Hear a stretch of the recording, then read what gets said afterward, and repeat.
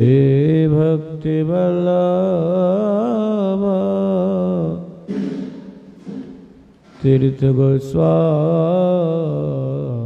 नामिने।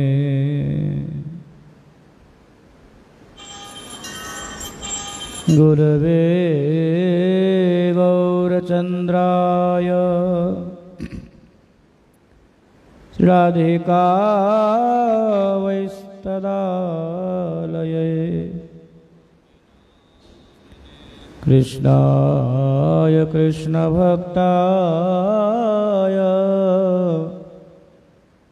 तद्भक्ताय नमो नमः। नमो महावदन्याय कृष्ण प्रेम प्रदायते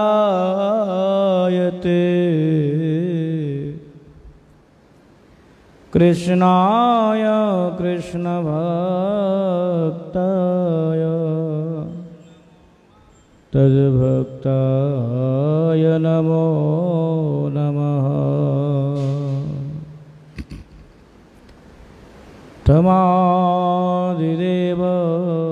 करुणानिदानं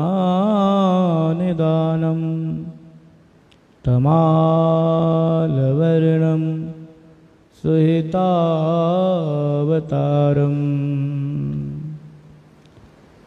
अपार संसार समुद्र से तो भजामहे भागवत स्वरूपम्। इदं शरीरं परिणामपेशलं पतत्यवश्यं सतसन्धिजर्जरम्।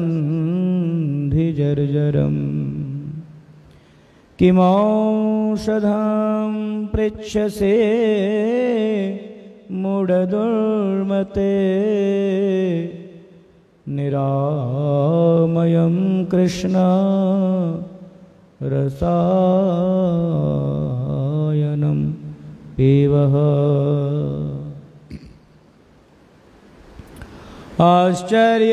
आश्चर्यमेतत् हि मनुष्यलोके सुधाय परित्यज्य विषं पिबन्ति नमानि नारायण गोचराणि तत्यान्यवाचः कुहुकाः पठन्ति।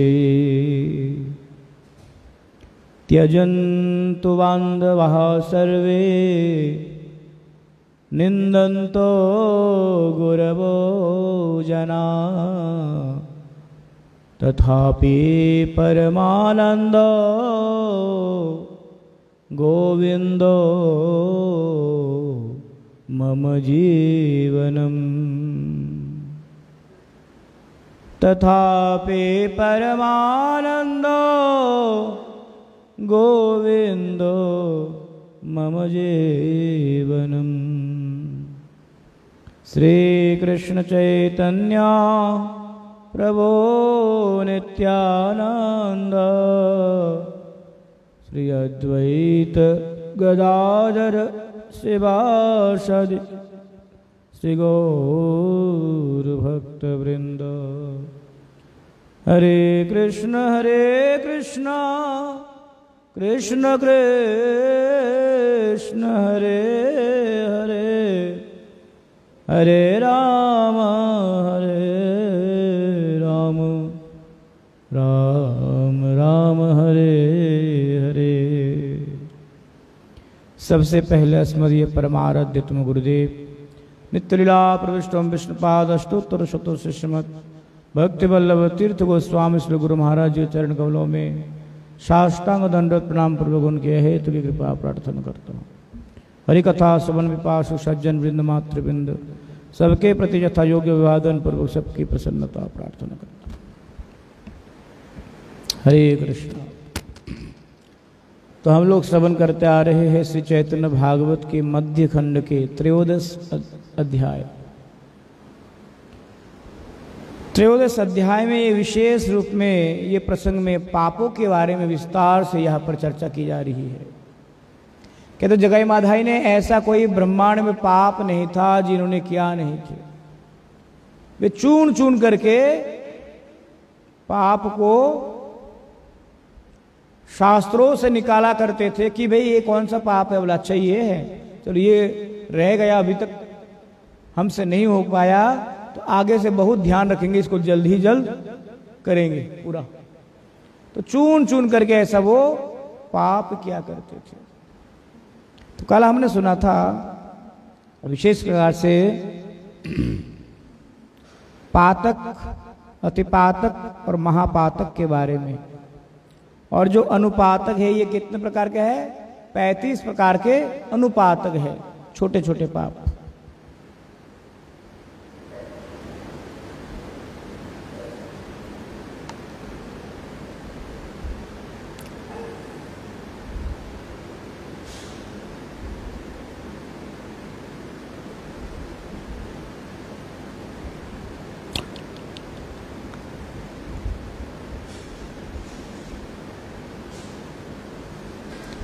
ये शास्त्र में पापों के बारे में जहाँ चर्चा किया गया वहाँ पर जितने भी अनुपातक है उन अनुपातक में चोरी का बहुत बड़ा एक महत्व होता है।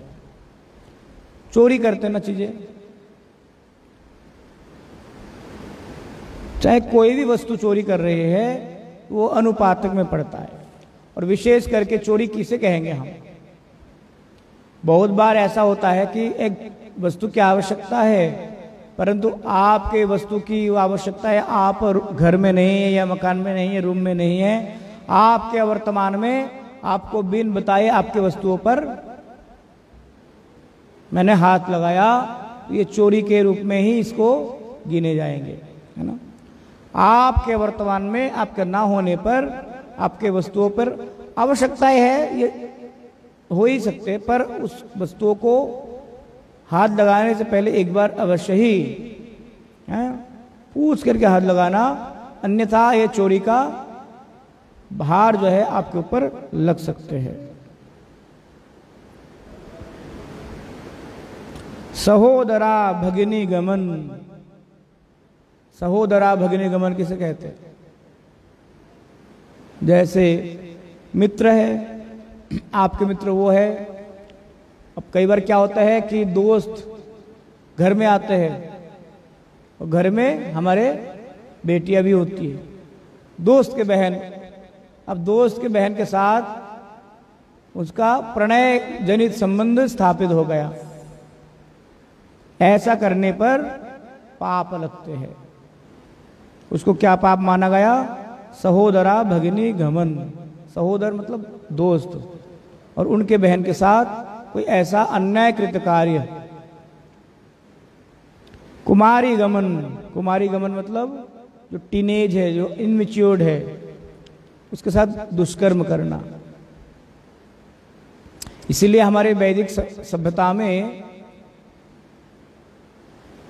जैसे ये बाल विवाह का जो इतना समस्या है, लोग इतना प्रचार करते कि बहुत कम आयु में विवाह हुआ करता था। बाल विवाह का वास्तविकता हमें जानना चाहिए। हमारे शास्त्रों में बाल विवाह का स्वरूप क्या है? कहते हैं माताएं जब कुमारी के रूप में होती है ना, तो कम से कम 8 साल से लेकर के 14 साल के बीच में उनका विवाह कर देना चाहिए। 8 के और 14 के बीच में, है ना। ये रीजन क्यों है? इसके एक बहुत बड़ा कारण है। ये कारण है कि 8 साल से 14 साल के बीच में ना वो रजस्वला हो जाती है। रजस्वला मतलब जिसमें अपने शरीर के अंग प्रत्यंगों के विकास के साथ साथ अपने उनके मानसिक विकास, शारीरिक विकास, चेतना का विकास होना प्रारंभ हो जाते हैं। उसी समय अगर वो किसी एक पुरुष के प्रति आसक्त रहती है तो उनके लिए जीवन भर पतिव्रता धर्म के लिए उनके लिए आसान हो जाती है। समझ में आया है जहा जी? अब 8 या 6, 7, 8 साल के उम्र में रजस्वला जब हो जाती है तब क्या होंगे, किसी एक वर के साथ उनका संबंध स्थापित किया जाएगा। तो उस शारीरिक परिवर्तन में जो मानसिक हलचलें होती है ना, उस समय मानसिक हलचल के साथ साथ अनेकों प्रकार के परिवर्तन आते हैं शरीर में, मानसिक, शारीरिक, दैहिक। इन परिवर्तनों के साथ जब एक विशेष पुरुष के प्रति उनकी आसक्त भाव रहती है ना, आगे जाकर के उनके प्रति पतिव्रता धर्म निभाने के लिए उनके आसान हो जाते हैं। परंतु एक कंडीशन है, कोई 8 साल के कन्या के साथ आप अपने पुत्र का विवाह करवा करके उस घर में ले आ करके उसके साथ आप घर बसा नहीं सकते जब तक कि वो पूर्ण वयस्का नहीं हो जाती है। पहले क्या होते थे, 8 साल की हो गई है, विवाह के लिए दोनों वर पक्ष कन्या पक्ष देख करके रख देंगे, है ना। और कन्या विवाह के बाद भी कई बार क्या होते थे ना कि लोग विश्वास नहीं करते थे, संबंध बन गए उसके बाद फिर किसी ना किसी कारण से तोड़ दिया। इसीलिए ऐसा ना हो तो क्या करते थे, कई बार सामाजिक दायबद्धता के कारण मांग भरते थे, है ना। और बाद में फिर क्या करते थे, मांग भरने के बाद ससुराल में वो मायके में रहती थी बच्ची। बाद में जब मैच्योर हो जाती थी फिर से उनका बहुत बड़ा आयोजन करके विवाह करवाया जाता था। ये परंपरा आज भी आदिवासी संप्रदायों में आज भी ये प्रचलित है। छत्तीसगढ़, हमारे झारखंड, बंगाल के, राजस्थान के कुछ आज भी ये परंपरा जीवित है। बचपन से उनका संबंध हो जाते हैं, उसके बाद जब तक पूर्ण वयस्क नहीं हो जाते तब तक उनका क्या होते है, तब तक उनका परिणय सूत्र में उनके विवाह बंधन में आबद्ध नहीं कराते। तो बाल विवाह का वास्तविक स्वरूप ये है कि कन्याओं के मन में पति के प्रति एक भावापन्न हो, एक पति में आसक्ति रहे। इसी के कारण वो जो शारीरिक परिवर्तन, मानसिक परिवर्तन के प्रारंभ होते हैं, उसी समय किसी एक पुरुष के प्रति उनकी भावना जुड़ी रहे, इसके लिए बाल स्वरूप में ही उनको दिखाया जाता था कि आपके ये पति है। समझ में आया? ये बहुत सूक्ष्म दृष्टिपूर्वक विचार करने पर इसका उपयोगिता हमें अनुभव होगा। परंतु इसी चीज को कुछ विशेष समुदाय के लोगों ने अनुकरण करके क्या किया, छोटे छोटे बच्चों के साथ दुष्कर्म करते हैं, विवाह के नाम पर बेचते हैं, बिकते हैं। आपके 3 कन्याएं हैं, आप एक कन्या को आपके विशेष पैसे से आप बेच सकते हो। हैदराबाद में आज भी पैसों से लेन देन होती है। आपके पास बहुत ज्यादा 4 बेटियां हैं आपके पास, बड़े सेठ आएंगे, सेठ मुल्क कैसा होता है, खास करके सऊदी अरेबिया से आते हैं, है ना, शेख लोग आकर के पैसे दे करके खरीद करके ले जाते हैं। कैसा व्यवहार करते हैं, पत्नी का दर्जा देते हैं? बिल्कुल नहीं। जैसे पुराने समय पे इंसानों को खरीद करके काम में लगाया करते थे, इससे भी बदतर दुर्व्यवहार करते हैं। परंतु हमारे शास्त्र में क्या कहा गया, यत्र नार्यस्तु पज्यन्ते रमन्ते तत्र देवता। मातृशक्ति का पूजन जहां पर होंगे वहां पर साक्षात देवताओं का निवास होते हैं। अभी अंबुबाची चल रही है इस समय, है? अंबुबाची में क्या होते हैं, मातृशक्ति की आराधना होती है। तो इसीलिए यहां पर कहा गया जितने भी अनुपातक है उनमें से एक अनुपातक क्या है, कुमारी गमन। कुमारी गमन मतलब जो मैच्योर्ड नहीं हुए हैं, टीनेज की है, ऐसे कन्याओं के साथ दुष्कर्म करना। और के नीच जाति स्त्री गमन, नीच जाति स्त्री गमन का अर्थ है जो मेंटली नैरो माइंड के है। नीच जाति का मतलब कोई विशेष जाति से संबंधित नहीं है। हमें इस बात का थोड़ा सा ध्यान रखना चाहिए। हमारे वैदिक सभ्यता में नीच जाति उच्च जाति नहीं होते हैं। हमारे वैदिक सभ्यता में क्या होता है? गुण कर्म विभाग से, गुण एवं कर्म के आधार पर वर्ण व्यवस्था में उनको आवंटित किया जाता है। आपकी क्वालिटीज क्या है, आपका हैबिट्स क्या है। केवल क्वालिटी हो, हैबिट्स नहीं है। फिर जैसे क्या है, ब्राह्मण परिवार में जन्म हुआ है पर पूजा पाठ या मंत्रोच्चारण में आपके हैबिट्स नहीं है, तो आप ब्राह्मण नहीं कहला सकते। तो गुण एवं कर्म के आधार पर समाज व्यवस्था को बांटा गया वैदिक पद्धति में। बंधु स्त्री गमन कहते दोस्त के पत्नी के साथ दुर्व्यवहार, ये भी एक प्रकार का क्या है? अनुपातक है।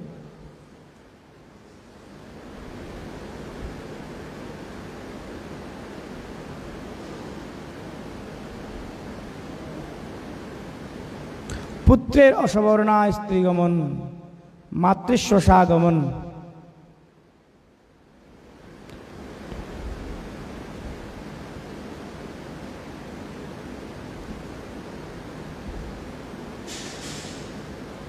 इसीलिए हमारे सनातन समाज व्यवस्था में भाई बहनों के बीच में एक पवित्र बंधन होते हैं।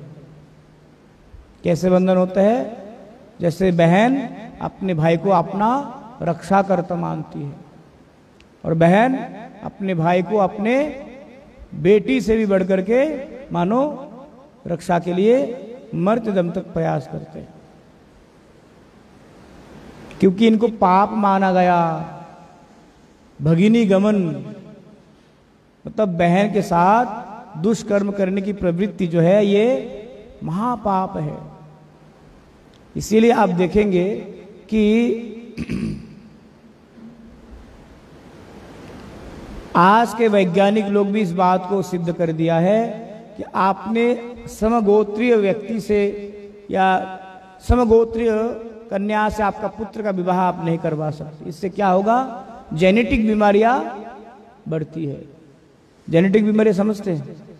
शुगर आपका बाप का है, आपको भी हो गया। तो समगोत्रीय में विवाह होने से क्या होता है? जेनेटिक बीमारियां बढ़ जाती है। इसीलिए हमारे सनातन परंपरा में पहले से नियम है कि समगोत्र में विवाह नहीं होगा। उनका एक कन्या का गोत्र अलग होना चाहिए। इसीलिए भाई जैसे मामा का लड़का, बुआ का लड़की, है ना, ऐसा विवाह करने पर क्या होता है? बीमारियां बढ़ जाती है। और विशेष करके ये तो हमारे भारत में अनेकों वर्षों से ये बैन है। वेस्टर्न कंट्रीज में आजकल ये बैन कर रहे हैं कि कजिन से मैरिज आप नहीं कर सकते। इससे क्या होगा? समाज में विकृतियां आएगी, जेनेटिक बीमारियां बढ़ जाएंगे, हमारे आने वाले समय हमारे लिए हानिकारक साबित हो सकते। तो ऐसे ही हमारे शास्त्र में जो कहा गया कि जैसे मामा का लड़का, बुआ का लड़की ये विवाह के योग्य नहीं है। फिर कई लोग बोलते कि कृष्ण ने तो क्या था,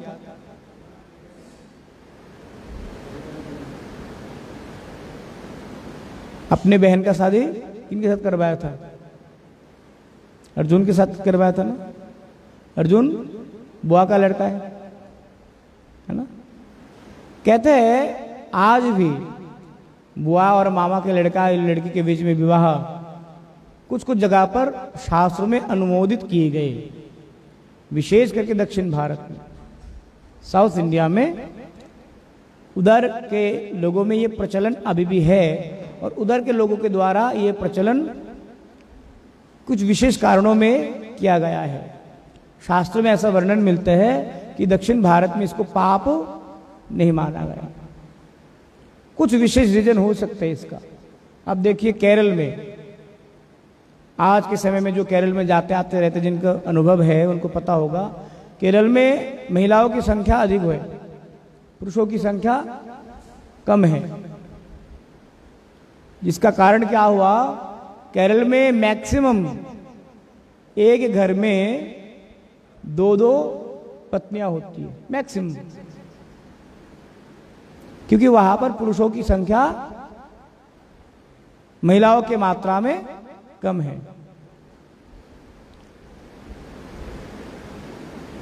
दूसरे धर्मों में जब जहां पर भाई बहन के साथ विवाह का प्रचलन होते हैं, इसीलिए उनके परंपरा में क्या होता है, विकृतियां बहुत आ जाती है।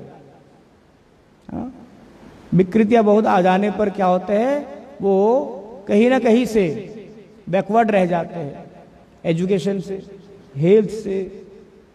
अब देखिए, एजुकेशन और हेल्थ ये दो ऐसी व्यवस्था है, आपके मानसिक और शारीरिक सुस्थता जब तक नहीं होंगे तब तक आप इन दोनों क्षेत्र में सफलता हासिल नहीं कर पाओगे। शरणागता स्त्री गमन, किसी विशेष दुविधा में फंस करके कोई बहन आपके शरणागत हुई है, आपके घर में आश्रय ग्रहण किया है और आप उनका मौके का फायदा उठाने का प्रयास करोगे तो ये पाप का भागीदारी बनेंगे।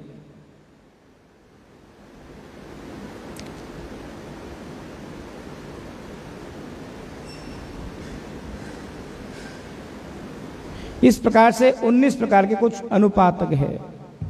इसके बाद कहते हैं गोवध, अजाज जाजन, परस्त्रीगमन, आत्म विक्रय, पिता माता एवं गुरु त्याग।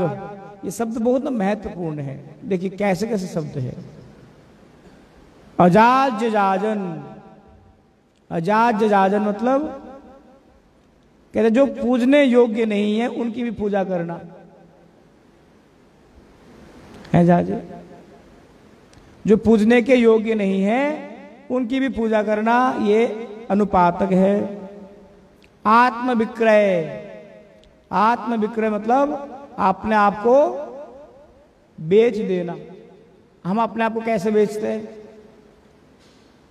अच्छा, आपके साथ रिलेशन बनाने में मुझे फायदा है, चलो आपके हर परिस्थिति में मैं तरफदारी करूंगा, आपके हाँ में हाँ, आपके ना में ना।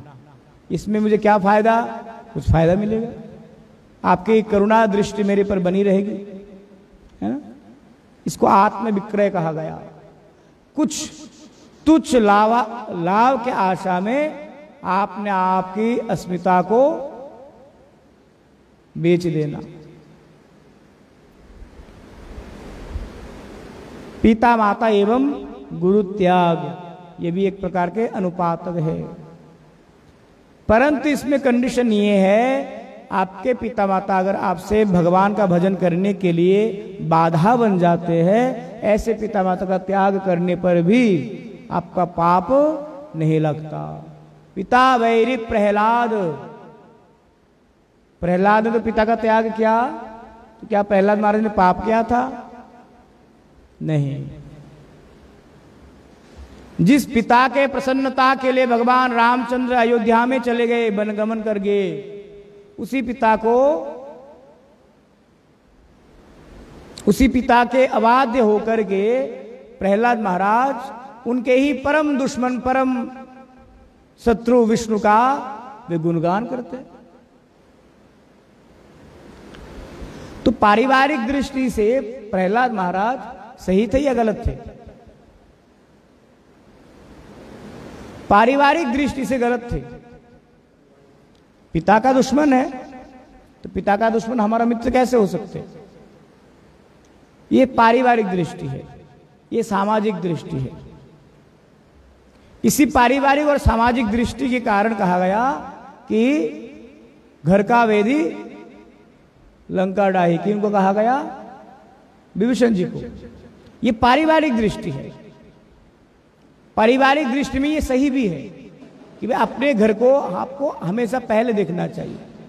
कितना ही मुसीबत क्यों ना आ जाए, अपने घर वालों को आपको मुसीबत से उभरने के लिए सहायता करनी चाहिए। ये पारिवारिक दृष्टि है, सामाजिक दृष्टि है, परंतु आध्यात्मिक दृष्टि को भी हमें देखना चाहिए।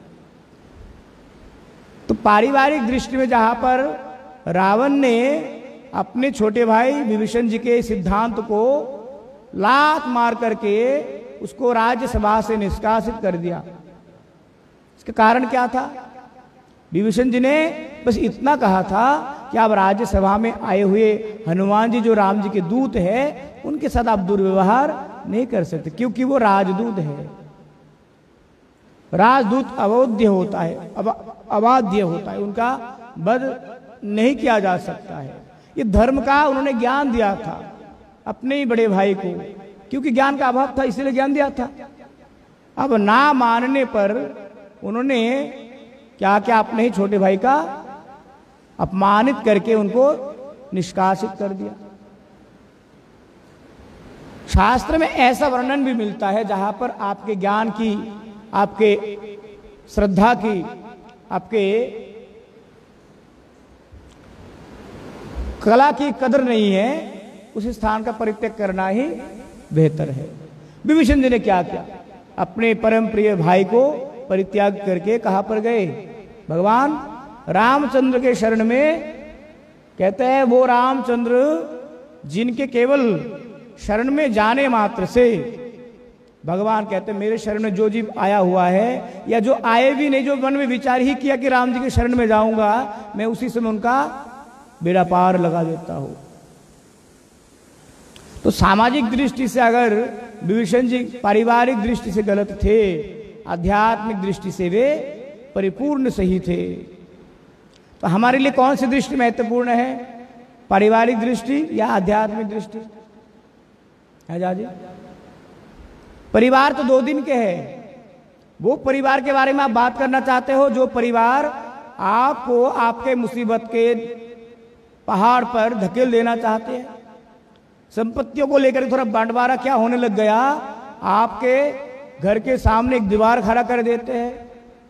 वो परिवार आपके बेटे के ब्याह में, आपके बेटे की शादी में आपके पास में रहते हुए भी झांकने तक नहीं आया। वो परिवार जो परिवार पल पल आपको सताने के लिए कुछ ना कुछ प्रयास करते रहते।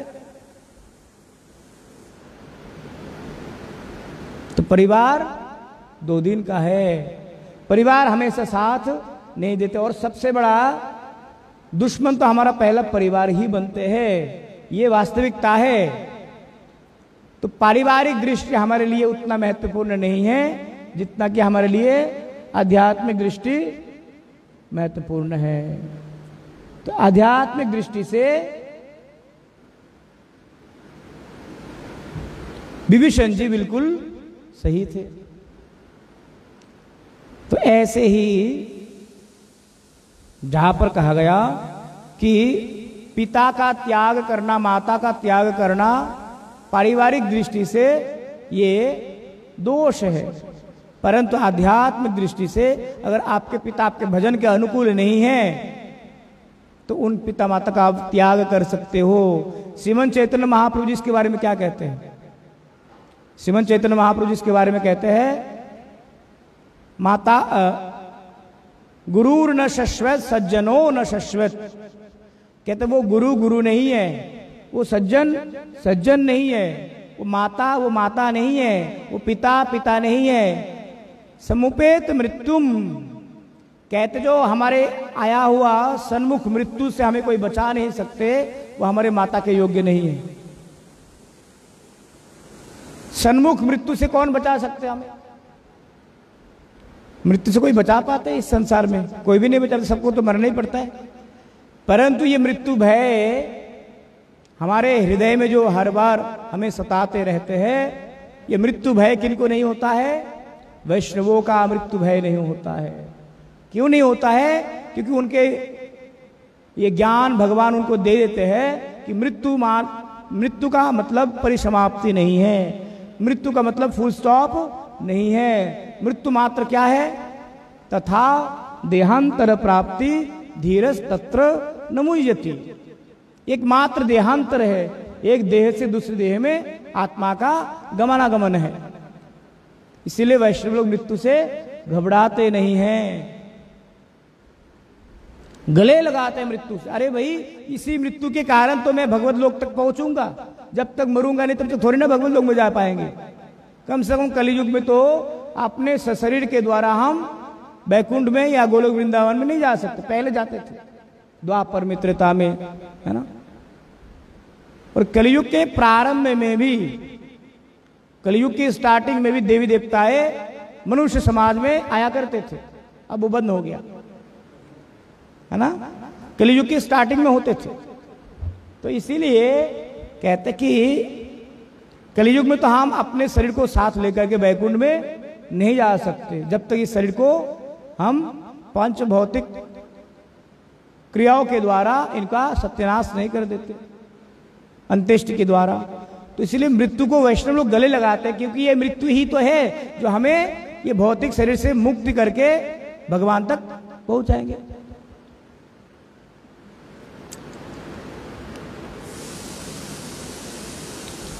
साध्वाय त्याग, ये भी एक अपराध है।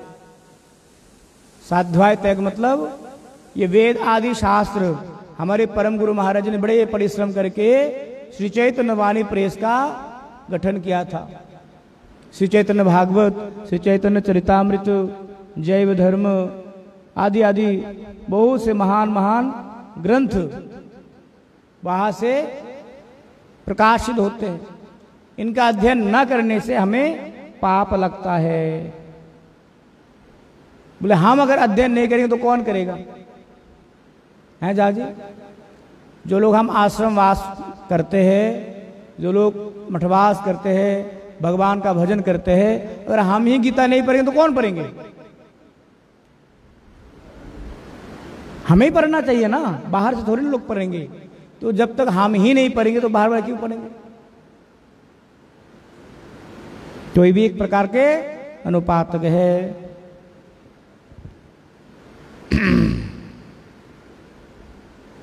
आलस्य द्वारा अग्नि त्याग, पुत्र त्याग अर्थात पुत्र जात कर्म संस्कार ना करा, पुत्र को त्याग देना।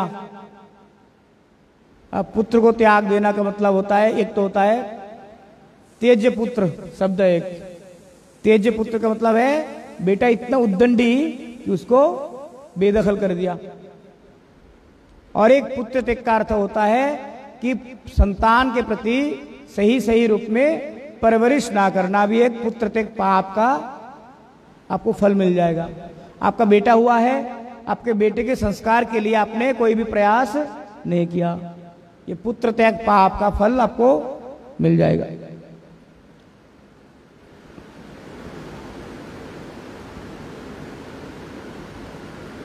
ज्येष्ठ अविवाहित থাকিতে कनिष्ठ विवाह, कितना देखिए छोटे छोटे विषय, सूक्ष्म विषय। कहते आपके घर में 2 बेटा है, बड़ा बेटा का शादी हुआ ही नहीं कि छोटे बेटे का शादी पहले कर दिया किसी कारण से, ये भी पाप माना गया।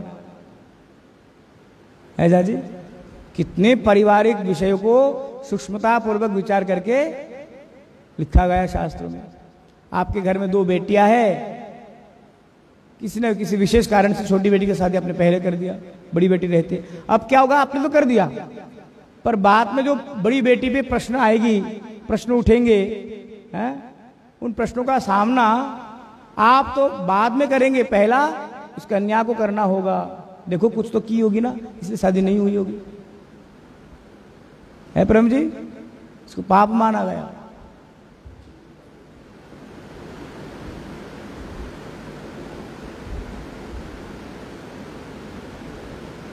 इसीलिए अगर आज के समय ये बहुत ट्रेंड है, कैसा ट्रेंड है? लड़की का उम्र कितना है? मानो 22 और लड़का 19 साल का, ऐसा विवाह कराने पर पाप लगते हैं। जो आपके भरण पोषण के लिए दायित्व ले रहे हैं उनको तो मैच्योर होना आवश्यक है ना। तो केवल 18 साल के बाद या 21 वर्ष के बाद आप पूर्ण मैच्योर हो जाते हो, ये जरूरी नहीं है। एक समय सीमा रखा गया, वो तो अलग अलग देशों में अलग अलग एज की लीगलिटी है। हमारे भारत में 18 साल में आप वोट डाल सकते हो, केवल, शादी नहीं कर सकते। लड़के 21 साल में शादी कर सकते हैं, नया कानून बना अभी। 18 साल तक आप चुनाव डालने का अधिकार, भारतीय नागरिकत्व का अधिकार आपको मिल जाएगा। विवाह कितने साल में? 21 ईयर्स कंप्लीट करना पड़ेगा। उसके बाद किसी और देश में आप जाओगे तो वहां पर कुछ और नियम है। परंतु हमें विशेष रूप में ध्यान देना है कि कन्या पुत्र का विवाह जब हम करवाए, उसमें वर पक्ष का जो पुत्र होगा, वर उसका उम्र कन्या से 1 साल हो, 2 साल हो बड़ा होना चाहिए।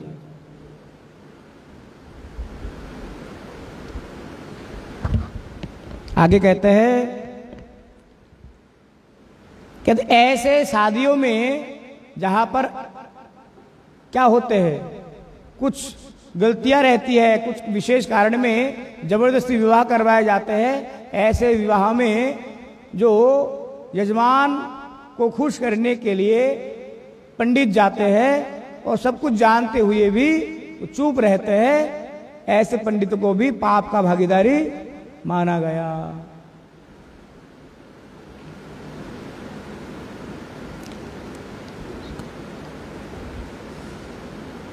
कुछ कुछ ऐसा शब्द है जिसका अर्थ मुझे भी नहीं पता, यहाँ पर बड़ा कठिन शब्द है।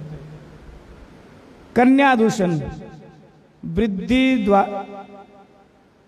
द्वारा जीविका, वृद्धि द्वारा जीविका, ब्याज, वृद्धि के द्वारा जीविका ग्रहण, ब्याज लेना, और तो और विशेष करके ब्याज का जो व्यवसाय है ये वैश्यों के लिए है। उसमें भी आपको विशेष रूप में ध्यान देना है कि आपको कितना % ब्याज ले सकते हैं आप। अगर कोई ब्राह्मण परिवार से, परंतु वो ब्याज का या आर्थिक लेन देन का काम करते हैं, तो निश्चित तौर पर उनको आज से अभी से छोड़ देना चाहिए। ये ब्याज का जो कार्य है अत्यंत घृण्य कार्य माना गया इनको। इसको इस्लाम में तो बहुत बड़ा पाप माना गया ब्याज को। अकॉर्डिंग टू कुरान ये ब्याज बहुत बड़ा पाप है। इसीलिए जहां जहां इस्लामिक कंट्री है ना, वहां पर इस्लामिक बैंक सिस्टम है। इस्लाम, अकॉर्डिंग टू इस्लाम लॉ आप ब्याज नहीं ले सकते, ब्याज दे भी नहीं सकते। इसीलिए जो कट्टर मुसलमान होते हैं ना, वो हमारे भारत सरकार के किसी भी बैंक व्यवस्था में कनेक्टेड नहीं रहेंगे। मतलब पूरा का पूरा इस्लामिक लॉ को फॉलो करता हो। इसीलिए पाकिस्तान में क्या है, बांग्लादेश में क्या है, इस्लामिक बैंक। इस्लामिक बैंक में जो कुरान में और हदीसों में इकोनॉमिक के लिए जो भी उनको थ्योरी दिए गए, उनके अकॉर्डिंग वो उसको फॉलो करना चाहते हैं।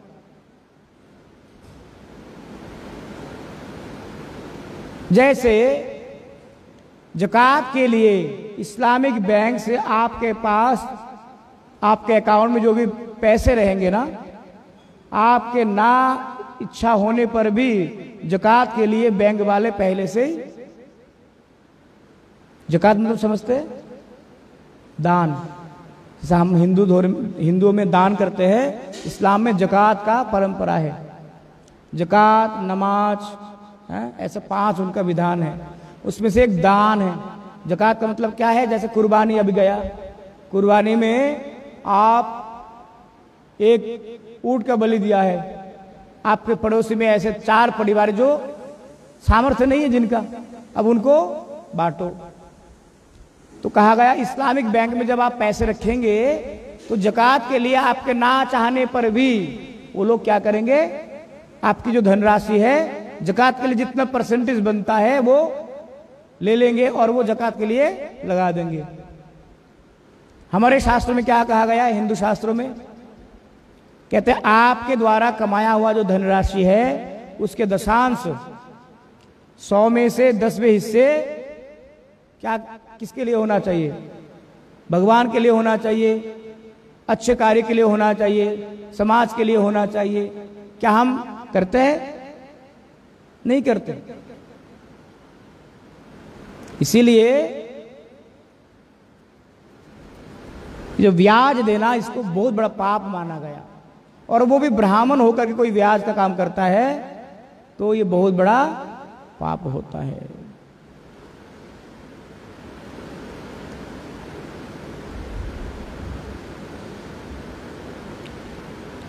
ब्रह्मचारी स्त्री संभोगादि द्वारा व्रतच्युति, जिन्होंने ब्रह्मचर्य आश्रम को ग्रहण किया वे किसी भी परिस्थिति में स्त्री संग के बारे में चिंतन नहीं करेंगे। स्त्री संग तो दूर का विषय है, ये मानसिक रूप में भी चिंतन करने पर व्रत समाप्त हो जाते हैं। कैसे? ब्रह्मचारी तो ब्रह्म को आचरण करेंगे ना, ब्रह्म आचरति इति ब्रह्मचारी। ब्रह्म आचरति मतलब दिव्य आचरण। कैसा? ब्रह्म मुहूर्त में जगना और संध्या वंदना आदि समय से संपन्न कर देना, परिशुद्ध विशुद्ध आहार विहार, ये सब कुछ ब्रह्मचारियों का। इसलिए ब्रह्मचारियों में नियम है दिन में कम से कम 2 बार स्नान करना चाहिए। शारीरिक पवित्रता बहुत आवश्यक है। तो कहते हैं शारीरिक संग तो करना ही नहीं है, तो मानसिक संग भी नहीं करना है। मानसिक संग क्या है? मेंटली एंगेज रहना, है ना, मन से संग करना। और कहते हैं तराग उद्यन किंबा स्त्री पुत्रादि विक्रय करा, षोड़श वर्ष अतीत होइले उपनयन ना हुआ। है झा जी, 16 साल के हो गए, उनका उपनयन संस्कार नहीं करवाया गया, तो ये पाप है।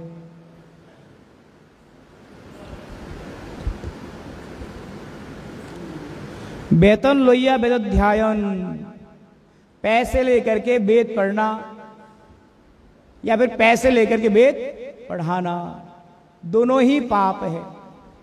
इस समय क्या हो रहा है हरिद्वार में, ऋषिकेश में कुछ कुछ गुरुकुल छात्रवृत्ति देते हैं, स्कॉलरशिप देते हैं। भाई आओ कम से कम संस्कृत पढ़ो तो सही, नहीं तो आने वाली पीढ़ी पढ़ने वाली नहीं है। हम अपने ब्राह्मण समाज को कैसे शिक्षित करेंगे? कर्मकांड नहीं सीखेंगे तो आने वाले समय में हमारे घरों में पूजा करने कौन आएगा? इसके लिए क्या करते हैं, कोई ब्राह्मण देवता अपने पुत्र को दे देते हैं गुरुकुल में, तो उनको साल भर में कम से कम 3-2.5 लाख की स्कॉलरशिप देते हैं। हरिद्वार में देते हैं, ऋषिकेश में भी देते हैं, उज्जैन में, जगह जगह पर। क्या करेंगे? मजबूर है, कोई पढ़ना नहीं चाहते। और आप अगर पैसे लेकर के भाई अच्छा 3 लाख रुपए मिल जाएगा साल में, चल बेटा चला जा, एक पाप है एक प्रकार से। यद्यपि फिर भी अगर इससे वो सीख जाते हैं तो कम से कम अच्छा तो कुछ ना कुछ होगा समाज का। और ऐसे अगर आप पैसे लेकर के वेद अध्ययन करवा रहे हो किसी को, ये भी एक प्रकार का अपराध है। इसीलिए गुरुकुल पद्धति में हमारा क्या नियम था? अवैतनिक शिक्षा व्यवस्था। अवैतनिक शिक्षा व्यवस्था मतलब फ्री प्राइमरी स्कूल। आज के है ना फ्री प्राइमरी स्कूल होते ना गांव गांव में, एफपी स्कूल। एफपी स्कूल का मतलब ही होता है फ्री प्राइमरी स्कूल। इसी को संस्कृत में कहते हैं अवैतनिक। इसमें किसी भी प्रकार का वेतन देने की आवश्यकता नहीं है। तो गुरुकुल पद्धति ऐसा ही था, अवैतनिक, जिसमें कोई भी वेतन ना लिया जाता था ना दिया जाता था। बोले फिर जो शिक्षक वर्ग, आचार्य वर्ग, उपाचार्य वर्ग, उनका जीविका निर्वाह कैसे होता था? जो पढ़ाएंगे वो ऐसे थोड़ी ना पढ़ाएंगे, उनका भी तो परिवार होगा।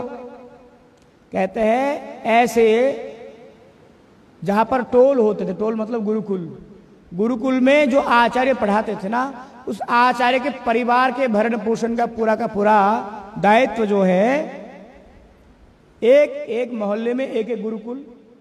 अब उस गुरुकुल के जो आचार्य होंगे उनके जीविका निर्वाह के लिए, जीवन निर्वाह के लिए, परिवार निर्वाह के लिए संपूर्ण जो कार्यभार दायित्व भार है वो किनके ऊपर है?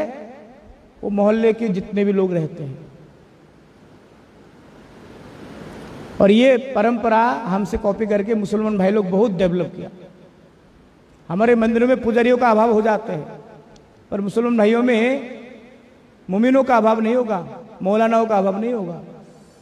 वो लोग क्या करते हैं, जो मौलाना है मस्जिद में इमामती करते हैं ना, उनके आजीविका जीवन भर निर्वाह उनका, उनके बेटी के विवाह, उनके बेटा का कर्म क्षेत्र सब कुछ करवा देते हैं। तो ऐसे ही हमारे ब्राह्मण समाज में जो पंडित लोग हैं, जो कर्म कांड करते हैं, इनके साथ तो समय समय पे इतना दुर्व्यवहार होते हैं, इतना सामाजिक अन्याय होते हैं, जहां पर उनको अपने परिश्रम का न्यायिक मूल्य भी सही सही रूप में नहीं मिलते। हमें थोड़ा विचार करना चाहिए।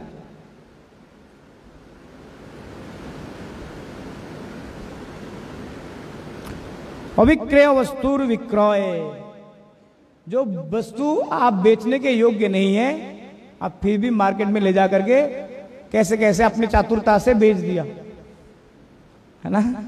होते ना, आपको कोई सामान है बेचने लायक, उसको बाजार में ले गए, इस प्रकार से चातुरता के साथ उसको बेच दिया। और जो लेने वाले बंदे वो बाद में जाकर वो देखेंगे ना, ठग जाएंगे। तो ये भी एक प्रकार की क्या है, पाप है।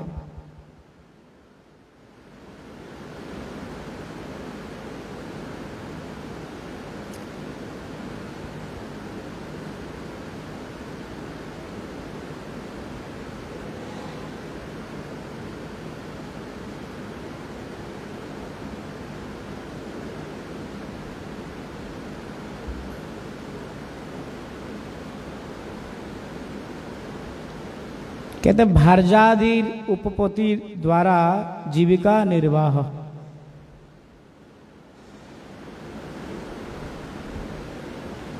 आजकल क्या होते हैं, जैसे साले साहब है, अगर जीजा समाज में प्रतिष्ठित है तो साले साहब को कोई चिंता ही नहीं है, भाई जीजा कुछ ना कुछ कर ही देंगे, मैक्सिमम ये सामाजिक नियम है।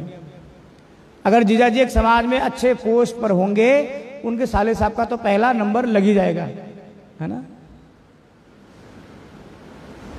और कहा गया भारजादिर उपपत्ति द्वारा जीविका निर्वाह। उपपत्ति किसे कहते हैं, उपपत्ति किसे कहते हैं? उपपत्ति उन्हें कहते हैं जो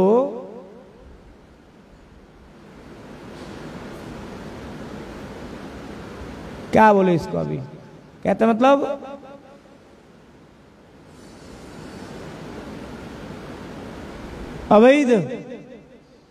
अवैध रूप में जो उनके साथ संबंध बनाते हैं उनको उपपत्ति कहा जाता है।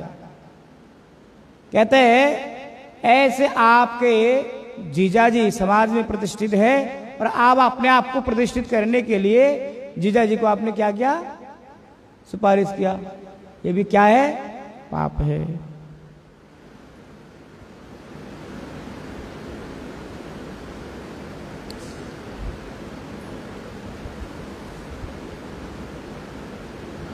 शून्यादि अभिचारिक योग एवं मंत्र द्वारा निरुपाधारी अनिष्ट करण।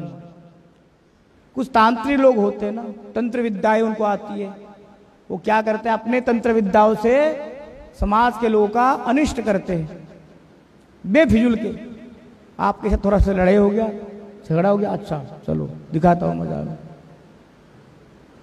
अभी काल में कहीं गाया था, दोपहर को आया था, तो एक बीकानेर की तरफ से क्या हुआ, वो भी शराब पिया हुआ था और कोई एक लड़का उसको पकड़ लिया, उससे मोबाइल छीन लिया, पैसे छीन लिया और यहाँ पर ब्लेड भी। हालांकि ये दिल्ली और सदर में और नबी करीम में ये कॉमन चीज है, 10 रुपया के लिए आपका नस काट देंगे, हैं? तो ऐसे करने पर भी क्या होते हैं, पाप होते हैं। छोटे काम, छोटा इशू, उसके लिए एक बड़ा इशू क्रिएट कर देना। इस प्रकार से अनेक प्रकार के उपपातक है, छोटे मोटे पाप है, जिनसे हमें थोड़ा बचने का प्रयास करना चाहिए। पातो की तारीते प्रभु कहिला अवतार एम तो पातो के कथा पाइबे न यार लुकाइया करे प्रभु अपना प्रकाश प्रभावना देखे लोके करे उपहास। तो हमारे नित्यानंद प्रभु कहते हैं भाई महाप्रभु का तो प्राकट्य ही इसलिए हुआ है कि वो पापियों का उद्धार करेंगे। अब ये दो कम से कम मिल तो गया, भाई इनके उद्धार कर देते हैं, नहीं तो भगवान का नाम पतित पावन कैसे कहलाएंगे। भगवान पतित पावन कहलाते ही इसीलिए है कि पापी लोग हैं। जैसे शराबी लोग हैं ना, शराबी लोग कहते भाई हम केवल शराब पीते नहीं है, हमारे भारत के जीडीपी में बहुत बड़ा योगदान है, अगर हम नहीं पिएंगे तो जीडीपी स्ट्रांग कैसे होगी, है ना। तो ऐसे ही कहते हैं हम पाप नहीं करेंगे तो भगवान आएंगे कैसे धरती पर। तो भगवान को लाने के लिए तो पाप जरूरी है। तो संसार में कहा जाता है आप अगर पापी बनना चाहते हो ना, आप अगर गिरे हुए भी बनना चाहते हो, इतना गिर जाओ इतना गिर जाओ इतना गिर जाओ कि आपको उठाने के लिए साक्षात भगवान को आना पड़ जाए। छोटे मोटे गिरे हुए बनकर के क्या फायदा, है ना। छोटे मोटे जो चिल्लर पाप है ना, ये करने से कोई फायदा नहीं होगा। भाई पाप करना चाहते तो कुछ ऐसा बड़ा पाप कर दो कि भगवान को भी सोचना पड़ जाए भाई ये क्या कर दिया। समझ में आया। कहते आपको पाप करने की इच्छा है, करिए वे सब, पर ऐसा पाप करे कि भगवान को भी आना पड़ जाए आपके उद्धार के लिए। अगर भगवान भी नहीं आए आपके उद्धार के लिए तो कौन सा पाप कर लिया आपने, फिर क्या फायदा पाप करके, है जाजी। तो आप अगर पापी भी हो ऐसे पापी बन जाइए कि भगवान को मजबूर हो जाए आने के लिए आपको उद्धार करने। तो जगाई मधाई दो भाई गंगा के तट पर दिन भर शराब पी करके पड़ा हुआ होता था। अब जगाई माधाई को देख करके नित्यानंद प्रभु के मन में विचार आया कि भाई महाप्रभु की ख्याति तो वैसे समाज में है, परंतु अच्छों को सुधारना कौन सा बड़ा विषय है। अच्छों को सुधारना कोई बहुत बड़ा विषय नहीं है। अभी किसी काल भक्त ने मुझे प्रॉमिस किया है कल से कि वो शराब नहीं पिएंगे, जो कि लगभग 45-50 साल का उनका एक्सपीरियंस है।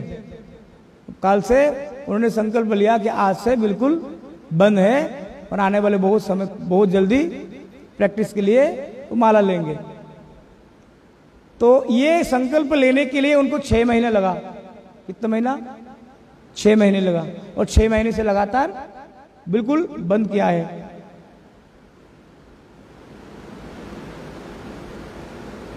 कहते कि महाप्रभु जी ने जब जगाई माधाई को उद्धार किया ना, तो एक उनका सलूशन बोला, एक समाधान बताया कि देखो तुम लोगों ने अब तक ऐसा कोई पाप नहीं जो नहीं किया, और जो किया वो किया।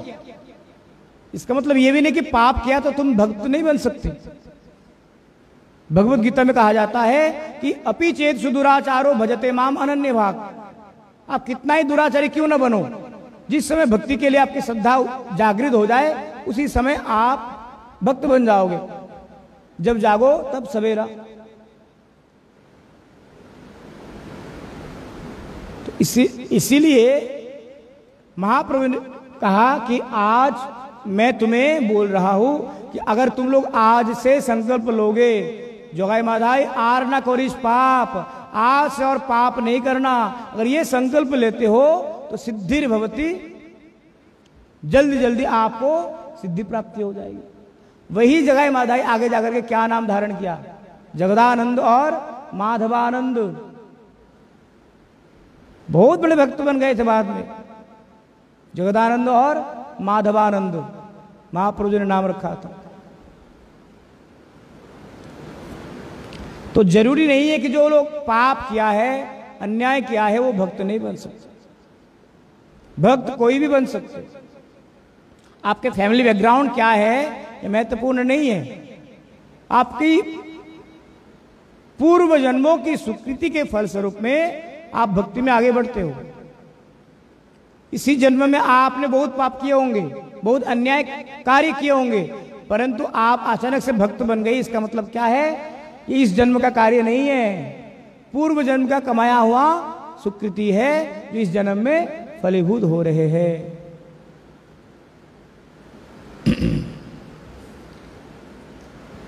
तो एक बहुत प्रसिद्ध दोहा है ना ब्रज का। कौन सा दोहा है? कि कृपा की ना होती जो आदत तुम्हारी, कृपा की ना होती जो आदत तुम्हारी, तो सुनी परी रह जाती अदालत तुम्हारी। ना हम होते मुलजिम, ना तुम होते हाकिम, ना घर घर में होती इबादत तुम्हारी। बोलते आपकी जो ये आदत है ना कृपा करने की, ये अगर आपकी आदत ना होते ना तो हम क्यों अर्जी लगाते आपके द्वार पर? अर्जी लगाया ही इसीलिए जाता है कि आप सुनते हो। जो दिनों की दया, जैसे हम जैसे दिनों पर आपकी अगर दया नहीं होगी तो आप पतित पावन भी नहीं कहला सकते। अपने आप को बहुत बड़ा मत समझो। हम जैसे पापी नहीं होंगे, हमारा उद्धार नहीं करोगे तो आप पतित पावन कैसे कहलाओगे? भक्त इतना हिम्मत रखता है भगवान को बोलने के लिए, वे हम पापी है ना इसलिए आप इतना महिमा मंडित है आपका। भाई भगवान को पतित पावन क्यों कहा जाता है? पतितों को वो पावन कर देते हैं। अब पतित ही नहीं बचेगा तो पावन कैसे करेंगे? तो हम जैसे पतितों का भी कंट्रीब्यूशन है ना कुछ संसार में। तो पाप नहीं होगा तो पुण्य के बारे में हम क्यों सोचेंगे? तो भगवान कहते भाई भक्त तो ऐसे ही होते हैं। तो इसीलिए जगाए माधाई को देख करके नित्यानंद प्रभु के मन में विचार आया, इन दो भाई को तो हमें उद्धार करना ही करना है। यही दुइয়ের प्रभु যদি অনুগ্রহ করে তবে সে প্রভাব দেখে সকল সংসারে, তবে হও নিত্যানন্দ চৈতন্যের দাস, ये दुइয়ের कराओ যদি चैतन्य प्रकाश। कहते हैं नित्यानंद प्रभु जी मैं तब अपने आप को निमाय और चैतन्य का दास मानूंगा जब मैं ये दो पापियों को महाप्रभु के चरणों में ले जा पाऊंगा। हमारे ये प्रचार का टारगेट होना चाहिए। प्रचार का क्या टारगेट होना चाहिए?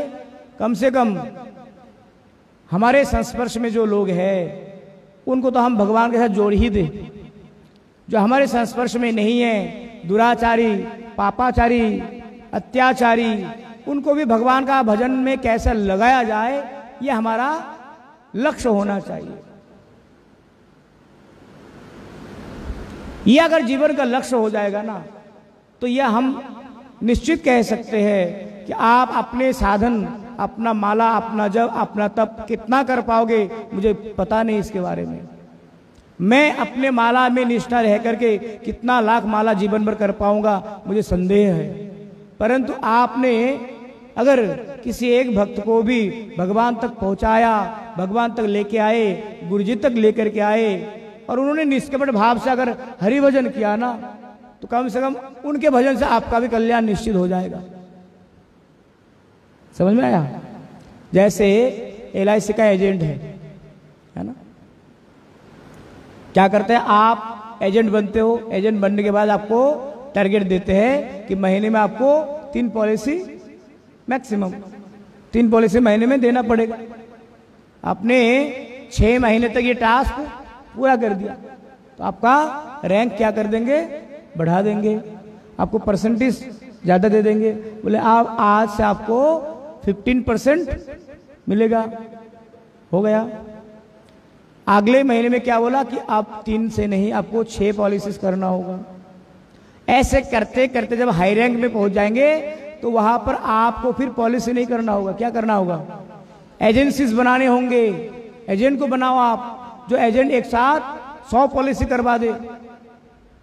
इससे क्या होगा? आपकी रेवेन्यू जो है, सैलरी भी बढ़ते रहेंगे और आपके ग्रेड जो है वो भी बढ़ते रहेंगे।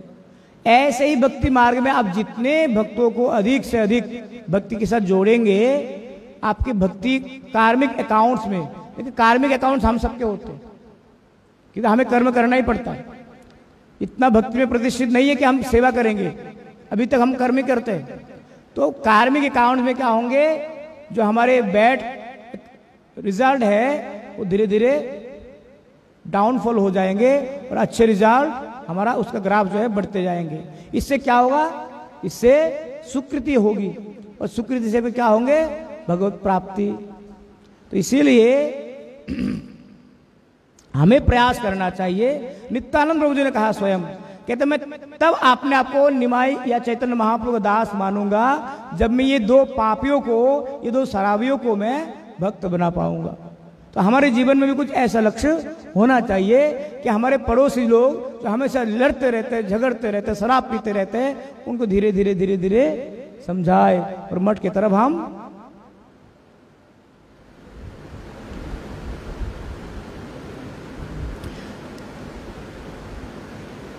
এই মতো হয় যদি শ্রীকৃষ্ণের নামে মোর প্রভু বলি যদি কান্দে দুই জনে তবে সে সার্থক মোর যত পর্যটন যে যে যে যে জনে দুইয়ের ছায়া পরশিয়া वस्त्रेर सहित गंगा स्नान करे गया। कहते इतने बड़े पापी थे, इतने बड़े पापी थे, इनका परछाई भी किसी को लग जाते थे ना, वो जाकर के पहले गंगा स्नान कर लिया करते थे। সেই সব জন যদি এ দোহারি দেখি গঙ্গা স্নান হেন জানে তবে মোরে লিখি নিত্যানন্দ প্রভুর মহিমায় অপার পতিতের ত্রাণ লাগি যার অবতার। জয় জয় নিত্যানন্দ রোহিণী কুমার पतित उद्धार लागी तव अवतार। एक भजन है, जय जय नित्यानंद रोहिणी कुमार पतित उद्धार लागी तव अवतार। निर्भय महाराज जी कभी कभी गाते ही। तो नित्यानंद प्रभु का अवतार ही पतितों को तारने के लिए हुआ है। एते को चिंतिया प्रभु हरिदास प्रति बोले हरिदास देखो दोहारो दुर्गति ब्राह्मण हईया हेन दुष्ट व्यवहार ए दोहार जम घरे नाहि क निस्तार। कहते हैं ये दो ब्राह्मण होकर के भी ऐसा दुर्व्यसन में फंस गए जिनके कारण क्या हो रहा है, इनके साथ धोखा हो रहे हैं। ये क्या कर रहे हैं, इनके साथ इस प्रकार के धोखे हो जाएंगे कि जीवन ऐसे ही समाप्त हो जाएगा और भगवान की कृपा इनको नहीं मिलेंगे। इस प्रकार से जगाई माताई के उद्धार के लिए विशेष प्रकार से नित्यानंद प्रभु जी महाप्रभु के प्रति थोड़ा सा कहते कि महाप्रभु जी अगर इनको कृपा करेंगे तो मैं अपने आप को सार्थक मानूंगा। तो आगे की कथा हम लोग काल श्रवण करेंगे। वांछा कल्पतरुभ्यश्च कृपा सिंधुभ्येव पतितानां पावनेभ्यो वैष्णवेभ्यो नमो नमः। हमारे हर रोज आजकल संध्याकालीन सत्र में विशेष करके जगन्नाथ जी की महिमा को हम श्रवण कर रहे हैं। तो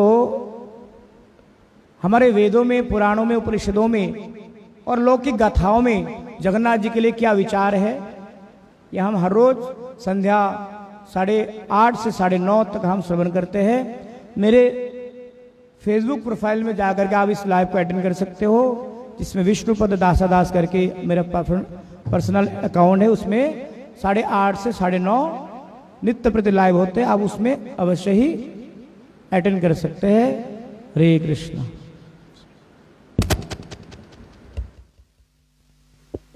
हरिहराय नमः कृष्ण जादवाय नमः।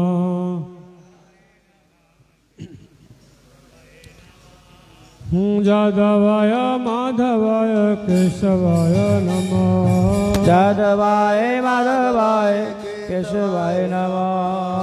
गोपाल गोविंद राम श्री मधुसूदन। गोपाल गोविंद राम श्री मधुसूदन।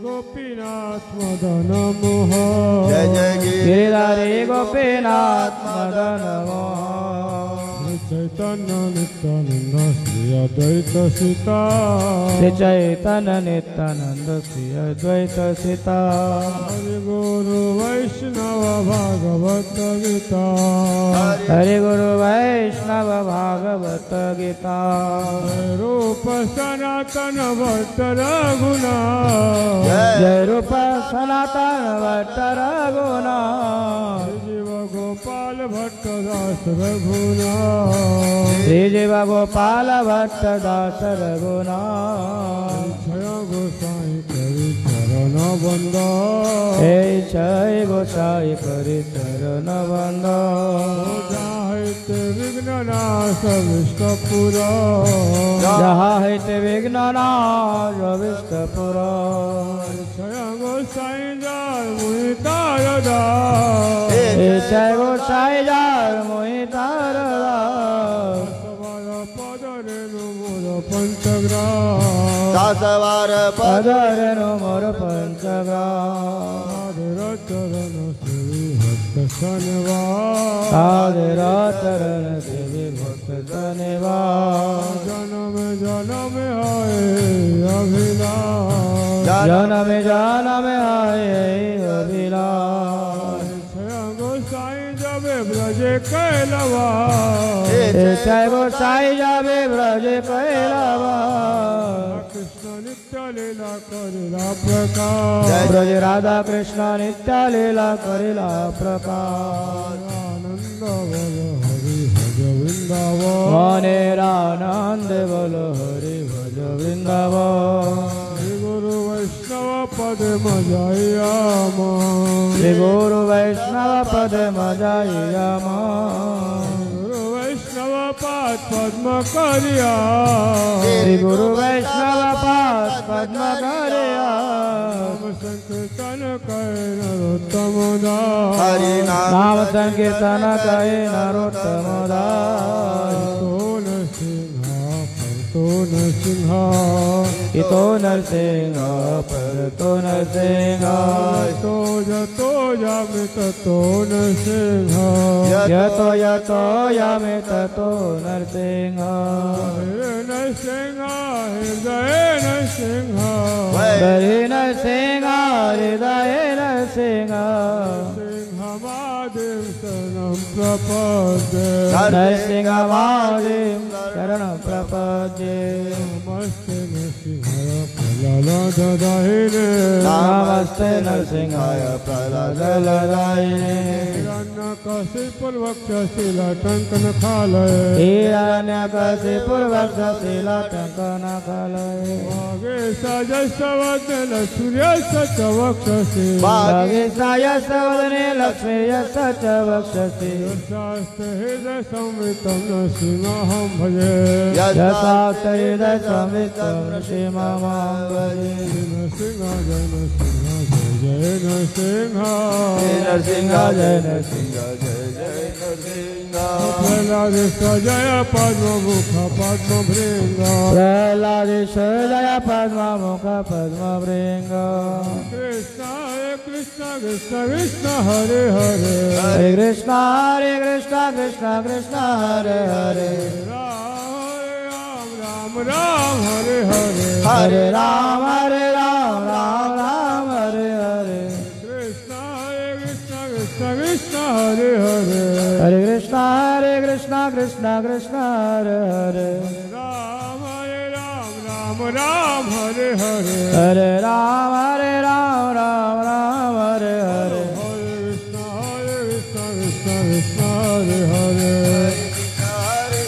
कृष्ण कृष्ण हरे हरे राम राम हरे हरे हरे राम राम राम हरे हरे हरि बोल हरि बोल हरि बोल हरे बोल हरे बोल हरे बोल हरे बोल हरि बोल हरि बोल हरि बोल हरि बोल हरे बोल हरे बोल हरे बोल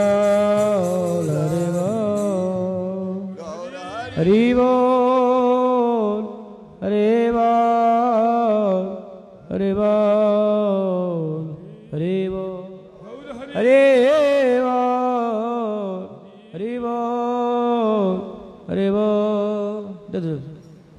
जय श्री गुरु गंधरी का गिरधारी जी की जय। जय श्री गुरु श्री राधा श्याम सुंदर भगवान। जय जय दृष्टि भीम अर्जुन नकुल सहदेव। जय नित्य भक्ति वल्लभ तीर्थ गोस्वामी गुरु महाराज की जय। जय नित्य भक्ति दहित माधव गोस्वामी महाराज की जय। जय जय नित्य भक्ति सिद्धांत सरस्वती गोस्वामी ठाकुर प्रभुपाद की जय। जय जय श्री श्री चैतन्य भागवत की जय। जय। जय श्री चैतन्य भागवत की रचयिता श्री वृंदावन दास ठाकुर की जय। जय जय श्री कृष्ण चैतन्य प्रभु नित्यानंद श्री अद्वैत गदाधर श्री गौर भक्तवृंद की जय। सर्व विघ्न विनाशन का श्री नृसिंह भगवान की जय। जय भक्तराज प्रहलाद महाराज की जय। जय रूपान गुरुवर की जय। जय। नित्य लीला भक्ति भूषण भागवत गोस्वामी महाराज की जय। जय जय नित्य भक्ति प्रपन्न तपस्वी जय। महाराज की जय। परम पूज्य भक्ति सौरभ आचार्य गोस्वामी महाराज की जय। जय। अखिल भारतीय श्री चैतन्य गौड़ी मठ के वर्तमान भक्ति विचार विष्णु गोस्वामी महाराज की जय। जय जय पूज्यपाद तीर्थपद प्रभु की जय। जय पूज्यपाद भक्ति विवेक नारसिंह महाराज की जय। जय। पूज्यपाद विष्णुपद प्रभु की जय। कथा श्रवणकारी वैष्णव भक्त वृंद की जय। जय। श्री राम प्रभु की जय। जय। श्री राम संकीर्तन की जय। गौर परमानंदे। सुधीर कृष्णदास ब्रह्मचारी प्रभु की जय।